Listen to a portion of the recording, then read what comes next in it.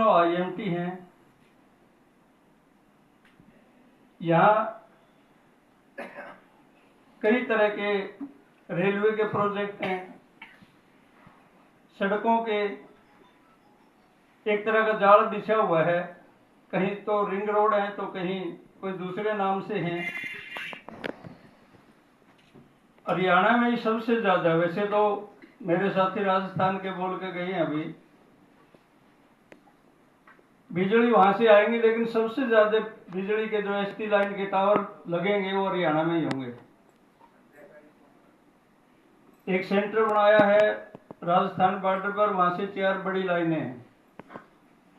Gas pipeline या कच्चा तेल की पाइपलाइनें यहाँ सबसे ज्यादा हैं। डेवलपमेंट के नाम पर किसानों की जमीन उनसे हड़पी जा रही है। ना केवल सरकारी, उसमें गैर सरकारी लोगों का भी बहुत बड़ा योगदान है। अभी मैं सुबह भी ये बात कहने के लिए खड़ा हुआ था। यहाँ से बिल्कुल थोड़ी सी दूर सोना के पास रोज का आईएमटी है। पूरे देश में शायद हरियाणा में तो एकमात्र ऐसी आईएमटी है जिसमें किसानों के हाथ बहन दिए कि आप मुआवजे की मांग नहीं कर सकते, कोर्ट कचहरी में नहीं जा सकते।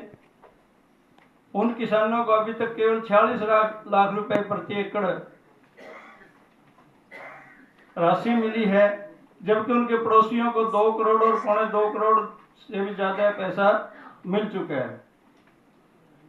जहाँ वहां पर काम चल रहा है, हमारे साथी लगभग 1.5 साल से ज्यादा समय हो गया वहां आंदोलन कर रहे हैं। उस आंदोलन में जो वहां सरकारी काम चल रहा है, लापरवाही इतनी है। अभी 10 दिन पहला एक बच्चा जो वहां नाले खोदे गए हैं, उनमें बारिश होने के बाद पानी भर गया और एक बच्चा पानी में डूबने की वजह से हमारे बीच नहीं रहा। उनकी सुनाई की बात, और ऐसी आईएमटी दर्जनों है हरियाणा में। उन सब में जमीन के अधिग्रहण पर हम अपनी भी योजनाएं बना रहे हैं। संयुक्त किसान मोर्चा ने भी अपना फैसला लिया है। हमने इस आंदोलन को समर्थन भी किया हरियाणा की तरफ से, लेकिन हम चाहते हैं कि देश की तरफ से भी ये समर्थन मिले। दूसरी बात है, यहाँ प्राइवेट डीलर या बिल्डर भी बहुत ताकत के साथ काम कर रहे हैं। अभी 1.5 महीना पहले पानीपत में एक किसान जो अपनी जमीन नहीं दे रहा था बिल्डर को, उसके खाते के दूसरे लोगों ने जमीन दे दी थी। जो ये फ्री ट्रेड एग्रीमेंट का मुद्दा है, इसके लिए लगातार दबाव बनाना जरूरी है। एसकेएम कोई ऐसी योजना बनाए कि इसको लेकर लगातार सरकार पर दबाव बना रहे, एक बात।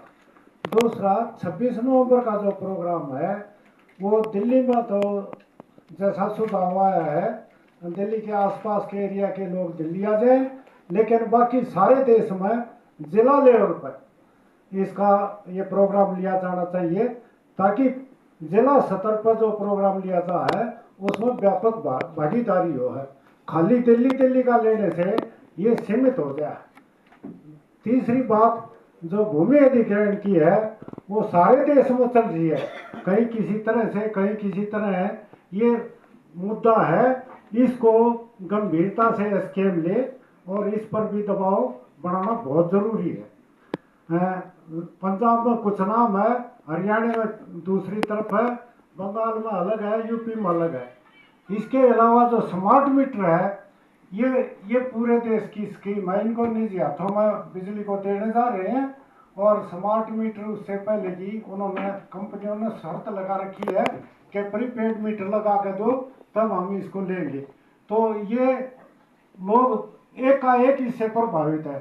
खाली किसान नहीं, खेत मजदूर नहीं, भूमि ग्रामीण गरीब नहीं, शहर के लोग भी और मिडिल क्लास के लोग भी इसमें तुरंत तैयार हो जाते हैं। तो ये बड़ा आंदोलन उठ सकता है, इस पर एसकेएम ध्यान दे। बस इतना ही कहना चाहता हूँ। धन्यवाद। मेवात की बताई दी उन्होंने। मेवात में बड़ा अत्याचार हो रहा है, माइनॉरिटी में हेवा कम्युनिटी, और उन पर बड़ा जुल्म ढाया जा रहा है। उनका धोखा देकर उनकी जमीन थोड़ी सी बात सुनेंगे अभी। धन्यवाद। और कोई साथी हरियाणा से आइए।